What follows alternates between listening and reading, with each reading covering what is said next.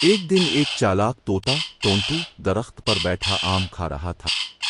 نیچے سے ایک بھولا بندر ببلو آیا اور بولا، ارے طوطے بھائی، کیا تم مجھے بھی آم دو گے؟ ٹونٹو نے مسکرا کر کہا، کیوں نہیں، مگر تمہیں ایک پہیلی کا جواب دینا ہوگا۔ ببلو بولا، وہ پہیلی؟ وہ تو مجھے کبھی یاد نہیں رہتی، لیکن چلو پوچھ لو۔